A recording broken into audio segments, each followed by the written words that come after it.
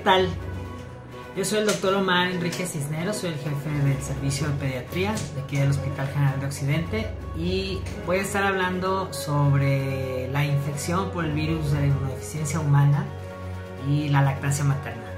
Es un escenario que no vemos muy frecuente, sin embargo es muy importante saber exactamente qué hacer en este tipo de casos. Bueno, pues voy a usar esta presentación que normalmente usamos en el curso Calma, que es el curso de lactancia materna de la asociación APROLAM, con la que a veces participo y voy a utilizarla para hablarles sobre la infección de VIH y lactancia. La transmisión del VIH perinatal, bueno, uno es la principal causa de VIH en los niños, hasta el 90% de los niños se transmite por este medio,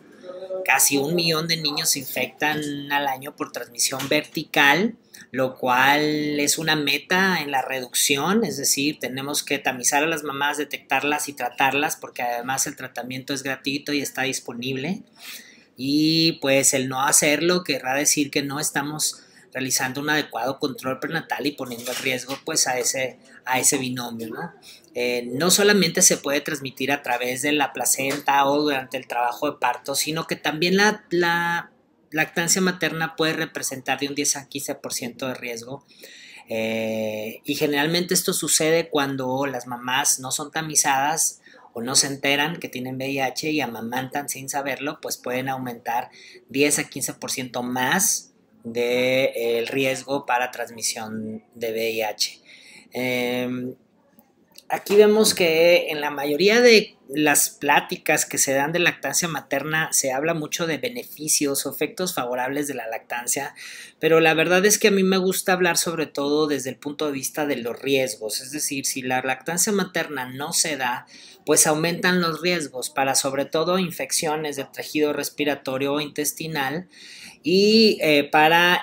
diabetes tipo 1 incluso, es decir, enfermedades de origen autoinmune o también diabetes tipo 2 en el caso de contribuir a la obesidad en los niños, que también lo hace la ausencia de la lactancia materna. Entonces, si vemos a la lactancia materna como algo que es inherentemente necesario tanto para la salud de la madre como del niño, el hecho de no darla o que exista un motivo para no darla, pues estaremos poniendo aún más riesgo a estos niños. El 90%, como dijimos, de la transmisión es perinatal en los niños y hasta un más o menos 30% sucede en el útero, otro 60-75% podría suceder durante el parto y un 10 a 15% puede suceder durante la lactancia materna. Es decir, el riesgo generalmente de un niño a ser transmitido de manera vertical es alrededor del 30%, es decir, de 10 mamás con VIH que no son tratadas, alrededor de 3 niños nacerán con VIH, pero podrían aumentar a 4 si además se da lactancia materna sin, obviamente, en la mayoría de los casos, sin saber el diagnóstico porque no se tamizó. Cuando hay intervención, es decir, cuando se da tratamiento a la mamá, se tamiza, se detecta y se da tratamiento antirretroviral, pues la disminución del riesgo cae hasta al menos del 2%, es decir, casi se elimina, como lo han hecho países como Cuba, donde la transmisión perinatal ya prácticamente se eliminó y que esa es una meta para todos los países, eliminar la transmisión perinatal a través de la detección oportuna durante el embarazo y el inicio del tratamiento. Es decir, el detectar una paciente con una prueba, sea cual sea, una prueba rápida, una ELISA, en el embarazo, eso es una urgencia y no debemos de dejar de ir a esa mamá a ningún lado, es decir, no debemos decirle, vaya ya a ver qué le dicen, vaya al COECID a ver si tiene o no tiene. Nosotros tenemos que asegurarnos que esa mamá esté recibiendo tratamiento y cumpliendo definitivamente su protocolo de diagnóstico, pero es una etapa crítica donde muchas veces podemos iniciar el tratamiento sin estar seguros y después confirmarlo o descartarlo, y lo único que se habrá hecho quizá es que haya tomado antirretrovirales por un tiempo corto en lo que se confirmó, en lo que se descarta, y si se confirma pues ya llevas tiempo ganado. Entonces ese sí es un mensaje que yo quisiera dar. El VIH en el embarazo, detectar una mamá con una prueba es una urgencia y no podemos delegarla a otra oficina, a otra ventanilla, vaya usted allá, vaya usted para acá, porque muchas historias, aún en el hospital, hay de madres en esta situación que por mandarlas al Consejo Estatal, o a Infecto o a Gine, entonces por ahí pelotean y se pierden. Entonces creo que esto es algo grave que estamos dejando que suceda. Obviamente que la transmisión depende de muchos factores de riesgo, sobre todo de la viremia de la madre, es decir, si la madre está en control o no, o qué tanta carga viral tiene. Definitivamente ese es el factor más importante. Por lo tanto, detectarla y controlar la viremia será el factor más importante para disminuir la transmisión.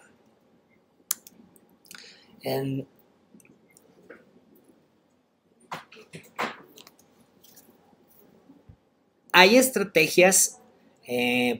para disminuir, obviamente, esta transmisión vertical, que obviamente mejorar las condiciones sociales, los determinantes sociales de la salud. Bueno, pues van a mejorar la salud en todos los sentidos, pero evidentemente aquí lo principal es detectar e iniciar el tratamiento antirretroviral, es decir, perder las oportunidades en una madre con siquiera sospecha de una infección por VIH en el embarazo. Perder una oportunidad es, la verdad, criminal, estando con las posibilidades que existen en el sistema de salud de iniciar un tratamiento, tener acceso a los medicamentos de forma rápida y gratuita, y que esa mujer pueda iniciar este tratamiento lo más pronto posible para así reducir la carga viral y por lo tanto el riesgo de transmisión perinatal.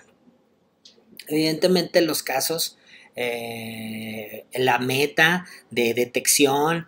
tratamiento, el 90-90-90 de detección, de tratamiento y disminución del riesgo perinatal en VIH, pues nos ha llevado a un mejor control, pero necesitamos sobre todo hacer pruebas, necesitamos hacer pruebas de VIH, ¿no? Todos estamos en riesgo de padecer VIH, es una enfermedad a la que debemos quitarle el estigma que se tiene. Es preocupante que todavía en algunos escenarios se les discrimine a estos pacientes, incluso los que ya llevan un buen tratamiento y tienen que someterse de repente a procedimientos quirúrgicos, o estas mamás cuando llegan a su cesárea, todavía por ahí hay personal de salud que no tiene esta concientización sobre los verdaderos cuidados que se deben de tener, que son las protecciones universales, y luego por ahí de repente los quieren mandar a comprar equipo que porque no hay en el hospital, cuando realmente las protecciones universales son para eso, y nosotros tenemos que considerar que todos los procedimientos que hagamos, la protección es sabiendo o no si tiene una enfermedad transmisible por esa vía. Y estas mamás que además llegan ya indetectables, pues prácticamente indetectable es intransmisible. Entonces aquí es más un prejuicio que un conocimiento de epidemiología aplicado, ¿no? Y creo que eso también tenemos que quitarlo. Evidentemente el tamizaje es uno de los mensajes más importantes. Debemos de tamizar, idealmente, obviamente antes de que se embaracen, sería ideal conocer el estado serológico de alguien antes de embarazarse. Desafortunadamente esto no es posible, pero si ya está embarazada y acude a un control prenatal, por lo menos en la primera visita debe de hacerse una prueba rápida. Es decir, tenemos que tener acceso a estas pruebas, y el COESIDA y el Estado ha tenido acceso a estas pruebas de manera generalizada ya desde hace muchos años, y entonces si nosotros por ahí en donde estemos no hay pruebas, pues hay que conseguirlas, porque hay manera de hacerlo a través de las instituciones como el COESIDA. Si no se hace el tamizaje que debe de ser en la primera visita y quizá cerca de la última visita en el tercer trimestre del embarazo para detectar que no estuviera en un periodo de ventana, o si esta mamá no llevó un control prenatal, pues tener disponibles pruebas rápidas en la toco para poder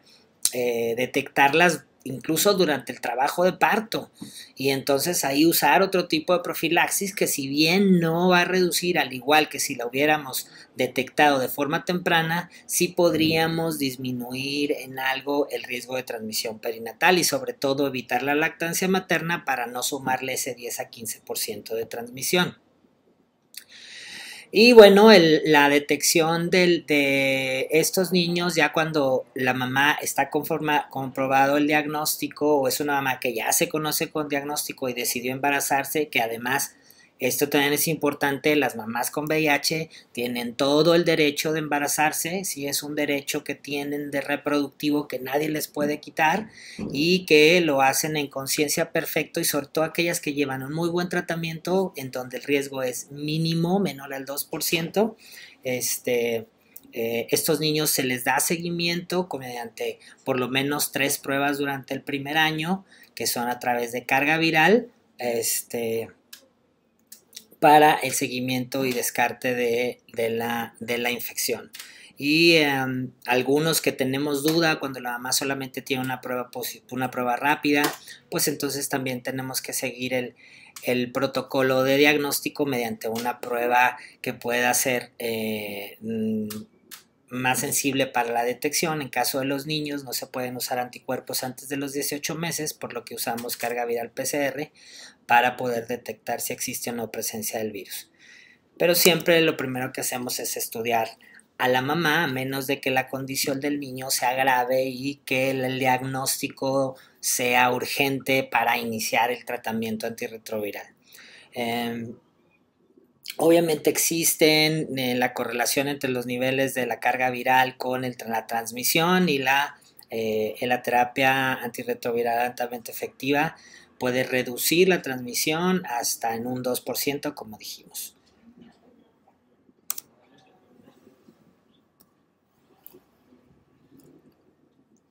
Obviamente cuando nos enfrentamos a una mamá que tiene VIH debemos escoger, es decir, una mujer embarazada que tiene VIH, pues debemos de escoger aquellos que nos lleven una carga viral mucho más baja, mucho más rápida, que no tengan toxicidad fetal, porque evidentemente puede haber efectos adversos, pero esos esquemas ya están bien definidos en las guías de tratamiento. Y obviamente cuidar todos los demás factores de riesgo, porque también el VIH supone un mayor riesgo quizá de un parto prematuro, algunos para bajo peso al nacer, y como vimos aquí, el riesgo adicional del pecho podría ser hasta un aumento de un 14%, generalmente 10 al 15%, cuando ya la mamá tiene una infección establecida, pero podría ser tan alto como el 29% si se llega a contagiar durante el periodo de lactancia, que no lo hubiera adquirido en el embarazo, sino en el periodo de lactancia, ¿no? Estas cifras de acrónimo de AFAS nos dice que en escenarios donde sabemos que la contraindicación existe para las mamás con VIH, aunque todavía es controversial cuando las mamás están en indetectable y han estado en indetectable toda la vida. Si estas mamás pueden o no lactar, todavía hay controversia de eso, pero la indicación todavía es que las mamás no lacten, es decir, sería la única contraindicación de la lactancia materna casi. Y en algunos escenarios donde hay, como en África, o en escenarios donde no hay acceso a fórmulas o a agua limpia para prepararlas, pues entonces se prefiere que la madre lacte a que el niño pues muera de inanición, ¿verdad? Pues esto es evidente, pero sí recomiendan que si va a ser este el caso, bueno, pues que la mamá pueda por lo menos tener acceso a un tratamiento antirretroviral, y hay algunos escenarios en los que se da tratamiento a la mamá y al bebé mientras exista la lactancia materna para disminuir al mínimo el riesgo de la transmisión. ¿no? Entonces, cuando no se puede asegurar que exista fórmula infantil todo el tiempo, o que exista agua limpia, o que existan los mecanismos para obtener leche infantil comercial de una manera segura, pues ahí entonces se recomienda la lactancia materna. En estos casos donde estamos hablando de escenarios muy complejos, donde no hay acceso a agua limpia, no hay acceso a fórmula infantil, es decir, no es algo que en nuestro medio vamos a ver. Evidentemente que aún estos niños que se alimentan con leche materna en escenario de VIH, pues siguen teniendo las ventajas o sigue disminuyendo los riesgos para todo lo que normalmente la leche materna disminuye riesgos, claro, pero esto ante el riesgo de transmisión de VIH, por lo tanto, pues aquí el riesgo no supera el beneficio. La leche materna tiene la capacidad de transmitir la infección, por lo tanto, pero esto no elimina la protección de las inmunoglobulinas que contiene, la protección de la microbiota que ayuda a favorecer, no elimina, es decir, tiene todo y además la capacidad de infectarlo, por lo tanto, pues vamos a quitar esas ventajas, pero a la vez pues reducir el riesgo de la transmisión de una enfermedad que es crónica y que aunque es tratable, pues sí le supondría una enfermedad que tiene que tratar por toda su vida, ¿no? Ya habíamos visto el riesgo de transmisión y la mortalidad, bueno, en comparación en estos niños que se alimentaron al pecho materno en escenarios de VIH donde no había acceso a fórmulas, esto es lo que se midió, y pues la mortalidad era muy similar, sin embargo el riesgo de la transmisión pues está inminente. Hay riesgo obviamente de desnutrición en estos pacientes, de todas las enfermedades para las que protege o más bien para las que aumenta el riesgo el no amamantar, pues van a estar presentes en estos niños a los que no les vamos a poder dar leche materna por el riesgo de la infección por VIH. Por lo tanto, lo más importante es el tamizaje y y el tratamiento de estos pacientes, porque si no, entonces vamos a tener que suspender la lactancia materna y seguir aumentando estos riesgos de morbo y mortalidad no asociadas al VIH en estos lactantes. ¿Qué opciones puede haber en estos bebés? Bueno, pues definitivamente que cada vez hay más concientización sobre los bancos de leche, ¿no? Esperemos que pronto en este hospital tengamos nuestro banco de leche ya no solo autólogo. Nosotros tenemos aquí en la clínica de lactancia donde en un banco de leche autólogo, es decir, leche de la propia mamá para el bebé, para su bebé, pero el banco de leche que existe en Jalisco está en la maternidad López Mateos, donde hay un tratamiento térmico, una pasteurización, y se puede usar leche de una mamá para otros bebés con necesidades especiales. Esta leche casi siempre se reserva para los neonatos enfermos o muy prematuros, es decir, no es una lechería para que cualquiera niño de término, solo porque su mamá no le dimos el apoyo adecuado y entonces ahora tiene problemas de la lactancia, pues vaya ahí por leche y le den. No, eso no. Siempre la primera opción es la leche de mamá. Aquí lo que dice lactancia mixta contraindicada es que la leche podría, la fórmula infantil podría causar cierta agresión a la mucosa intestinal, esto provocar sangrados y aumentar el riesgo de transmisión si es que se da leche mixta en escenarios de VIH. Pero bueno, esto es algo que, como les digo, no hacemos ni es una conducta que hagamos en nuestro medio. El dar leche materna a los niños, aunque la mamá tenga VIH y tenga una carga viral detectable, eso no es algo que recomendamos, porque además si hay disponibilidad de acceso a agua, o si no se les da el apoyo a estas mamás a través de fundaciones para que tengan acceso. El Mesón de la Misericordia les surte de fórmula infantil, y si no tuvieran agua limpia, de agua limpia. Entonces esos escenarios de que las mamás, como estamos viendo aquí ejemplos de La mayoría de los estudios donde comparan unas y otras son de África, porque ellos en esos países sí sucede de tal forma que ellos han tratado de medir cuál sería el menor riesgo. Entonces, definitivamente, pues disminuir la carga viral va a ser nuestra mejor herramienta. Y en caso de, bueno, los niños reciben, obviamente, cuando nacen de una mamá con VIH, los niños reciben terapia antirretroviral por 6 semanas. Las guías de práctica clínica basadas en la mejor evidencia nos dicen que usamos nevirapina, usamos 3 dosis de nevirapina y sidobudina por 6 semanas. Y hacemos el protocolo de descarte mediante PCRs, por lo menos 3 durante el primer año, para descartar la infección de transmisión perinatal, que realmente es rara cuando las mamás llegan indetectables o con cargas virales bajas al parto. Entonces, hay que abordar la infección de VIH de forma integral, considerando las características de la población, y yo le agregaría, respetando los derechos humanos de estas personas,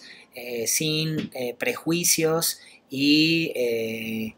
sin estigmas de esta enfermedad, que además ya tenemos mucho conociéndola y sabemos cómo se transmite exactamente, y no podemos